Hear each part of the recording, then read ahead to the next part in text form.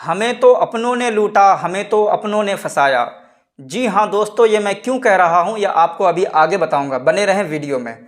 मुफ्ती सलमान अजहरी साहब को इतने दिन हो गए अभी तक नहीं छोड़ा गया है और उनके लिए मुश्किलें बढ़ती जा रही हैं। एक एफआईआर उनके नाम और दर्ज करा दी गई है। ये एफआईआर कहाँ से है मैं आपको अभी आगे बताऊँगा।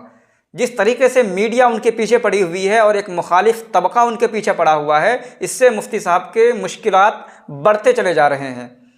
मुफ्ती सलमान अजहरी साहब को जूनागढ़ की अदालत में जब पेश किया गया था तो वहाँ साफ़ हो गया जो उनके ऊपर इल्ज़ामात लगाए गए वो सारे बेबुनियाद ठहरे। तो वहाँ की अदालत ने उन्हें उनकी ज़मानत मंजूर कर ली और उन्हें बेल मिल गई, उन्हें रिहा कर दिया गया। जैसे ही वहाँ से वो रिहा हुए तो उन्हें कच्छ ले जाया गया और कच्छ की अदालत में पेश कर दिया गया।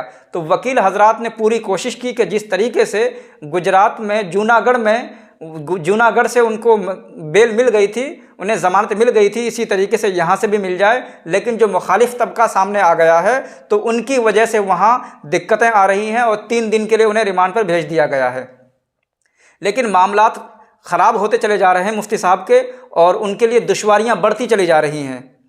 वो जो मुखालिफ तबका है वो मुफ्ती साहब के ऊपर तरह तरह के इल्ज़ाम आयद कर रहे हैं और उनका कहना है कि पाकिस्तानी संगठन से इनका ताल्लुक़ है और ये हिंदुस्तान में रहकर गज़वाए हिंद के प्रोडक्ट पर काम करते हैं और मुसलसल कई सालों से ये मुफ्ती सलमान अजहरी हिंदुस्तान में भड़काऊ भाषण करते हैं और लोगों में नफ़रत पैदा कर रहे हैं।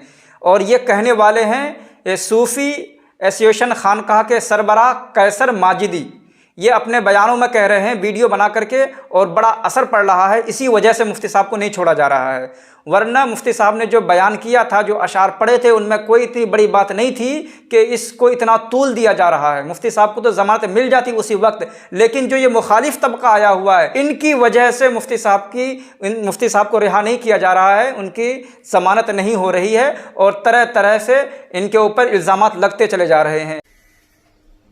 भारत विरोधी गतिविधियों में लिप्त पाकिस्तानी आतंकवादियों के इशारे पर भारत में तहरीक लब्बैक के पैटर्न पर सांप्रदायिक विद्वेष को बढ़ाने का कार्य करने वाला सलमान अजहरी, जो कि पिछले कई सालों से ग़ज़वा-ए हिंद के प्रोजेक्ट पर कार्य कर रहा था, जिसके संबंध में सूफी खानकाह एसोसिएशन के द्वारा लगातार आवाज़ उठाई जा रही थी और उठाई जा रही है कि ये व्यक्ति धार्मिक समारोह की आड़ में मुसलमानों को गुमराह करने का काम कर रहा है और नौजवानों के अंदर देश के प्रति नफरत और सांप्रदायिक विद्वेष की भावना को बढ़ा रहा है।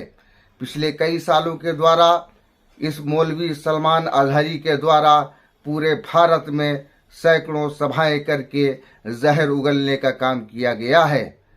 इसके संबंध में गुजरात के जूनागढ़ में सलमान अजहरी के खिलाफ एक एफआईआर दर्ज हुई और सलमान अजहरी को गिरफ्तार कर लिया गया है। सलमान अजहरी की गिरफ्तारी का सूफी खानकाह एसोसिएशन स्वागत करती है, क्योंकि ऐसे आतताई तत्व जो देश में सांप्रदायिक विद्वेष को बढ़ाते हों उनको किसी भी तरीके से खुले में नहीं रखा जा सकता है। इसके पूर्व भी इस सलमान अजहरी के खिलाफ कर्नाटक के हुबली और धारावाड़ में आधा दर्जन से अधिक दंगे भड़काने के मुकदमे दर्ज किए गए हैं। मिस्र से शिक्षा प्राप्त ये व्यक्ति मुस्लिम ब्रदरहुड की विचारधारा पर कार्य करने वाला है और ये भारत में हमास जैसी व्यवस्था को लाना चाहता है और ग़ज़वा-ए हिंद के एजेंडे को आगे बढ़ा रहा है। इससे पहले भी सूफी खानकाह एसोसिएशन ने कई बार इस व्यक्ति के खिलाफ कार्रवाई करने की अपील की है।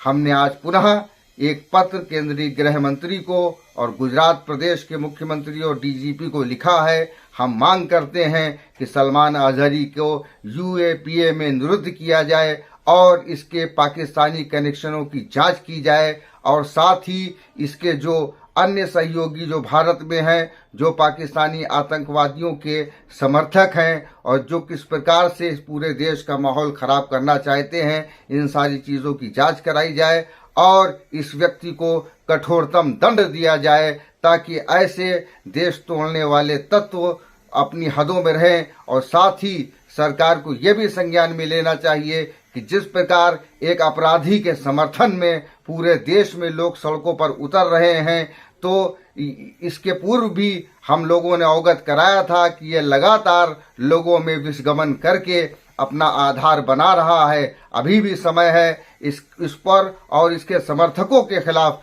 सख्त से सख्त कार्रवाई की जाए। धन्यवाद। जी हाँ दोस्तों, आपने देखा कि ये शख्स कैसे यूएपीए की बात कर रहे हैं और मुफ्ती सलमान अज़हरी साहब के ऊपर इल्ज़ाम लगा रहे हैं कि इनके पाकिस्तानी संगठन से ताल्लुक़ हैं, वो सारी जांचें की जाएं और इनको सज़ा दी जाए। तो मैं इन्हीं के ऊपर कह रहा था कि हमें तो अपनों ने लूटा, तो ये तो हमारे अपने थे, कोई गैर भी नहीं। इन्हें तो चाहिए था कि मुफ्ती साहब का इस वक्त साथ दें, लेकिन नहीं, ये मुखालिफत में हैं और इसी वजह से मुफ्ती साहब के मुश्किलात बढ़ते चले जा रहे हैं, परेशानियां आती जा रही हैं। इसी वजह से उन्हें बेल नहीं मिल रही है और बड़ा असर भी पड़ रहा है इन बातों का। इनकी क्या असर पड़ रहा है वो आप इस वीडियो में और देखें। मौलाना जो हैं ये इनका जो बैकग्राउंड है, इस बैकग्राउंड के बारे में कुछ सोशल मीडिया पे एक सूफी खानका एसोसिएशन कानपुर के मोहम्मद कौसर सिद्दीकी जो हैं, इन्होंने भी एक कुछ स्टेटमेंट दिया, उसका भी हमने कॉग्निजेंस लिया कि इनका ये कुछ और बाहर के कुछ टेरर ऑर्गेनाइजेशंस के साथ इनका एसोसिएशन है। ये सूफी की आप बात कर रहे हैं, कौसर हसन, मोहम्मद कौसर हसन, उनका जो स्टेटमेंट है वो बहुत ही स्टार्टलिंग है। इन्होंने तो बड़े स्पेसिफिक तौर पे कहा है कि ये एक तरह से सामाजिक विग्रह पैदा करने के हर काम को बढ़ावा दे रहे हैं और उसके साथ साथ उन्होंने ये भी कहा है कि जो गजवाए हिंद का एजेंडा है उसको प्रोपोगेट करने में लगे हुए हैं। तो ये कितना सीरियसली ले रहे हैं आप इसमें? जी, हम ये इसमें इसके पीछे क्या सच्चाई है, ये हम इनके पीछे की जो है वो चीज़ें हम इन्वेस्टिगेट करेंगे।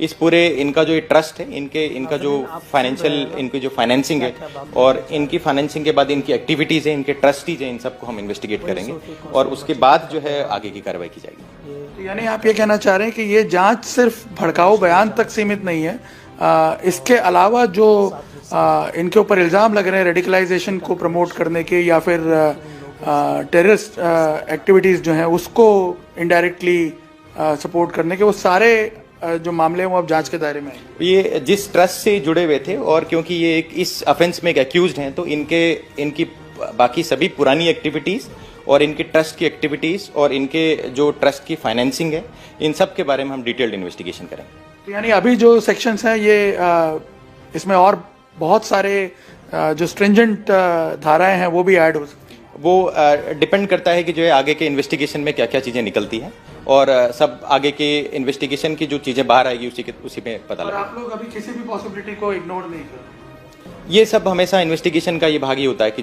जो इन्वेस्टिगेशन में चीज़ें सामने आती हम उनको आगे अगर सेक्शन ऐड करना होगा। नाज़रीन मोहतरम, आपने पूरी वीडियो देखी। इसी वजह से मुफ्ती साहब की मुश्किलें बढ़ती जा रही हैं और ये तो अपने हैं, गैर तो इस वक्त मुफ्ती साहब का साथ दे रहे हैं। अभी मेरी एक पुरानी वीडियो में एक हमारे हिंदू भाई ने कमेंट किया कि मैं एक हिंदू हूँ लेकिन आप लोगों के साथ हूँ, और ये शख्स मुसलमान हैं लेकिन मुखालिफत में है और इसी वजह से मुफ्ती साहब की मुश्किलें बढ़ती चली जा रही हैं और बड़ा असर भी पड़ रहा है। और अब मुफ्ती साहब को जो कच्छ की अदालत में पेश किया गया था तो 3 दिन के लिए रिमांड पर भेज दिया गया है और वहाँ से कच्छ से जैसे ही उनको बेल मिलती है, वहाँ से जो रिहा होते हैं मुफ्ती साहब, वहाँ से जो उनकी ज़मानत मंजूर होती है, तो फिर वहाँ के एसपी मुफ्ती साहब को लेकर अरवली डिस्ट्रिक्ट के मुड़ासा शहर में चले जाएंगे, क्योंकि बताया जा रहा है कि अब तीसरी एफआईआर भी दर्ज करा दी गई है और ये अरवली डिस्ट्रिक्ट के मुड़ासा से है। और अब अगर यहाँ से मुफ्ती साहब को ज़मानत मिल गई तो फिर यहाँ के एसपी मुफ्ती साहब को वहाँ ले जाएंगे मुड़ासा और वहाँ की अदालत में पेश करेंगे, फिर वो जांचें शुरू करेंगे। इससे काफ़ी परेशानियाँ मुफ्ती साहब को आ रही हैं। और मुफ्ती साहब के ऊपर एक केस और दर्ज है, केस मुंबई से है। अभी उसके बारे में कोई गिरफ्तारी की खबर नहीं आई है, लेकिन हो सकता है कि ये भी कोई आगे बढ़े। परेशानी बढ़ती जा रही है। दुआ करें आप हज़रात मुफ्ती साहब के लिए कि अल्लाह रब्बुल इज़्ज़त मुफ्ती साहब की रिहाई के असबाब पैदा करें और तमाम मुसलमानों की हिफाजत फरमाए।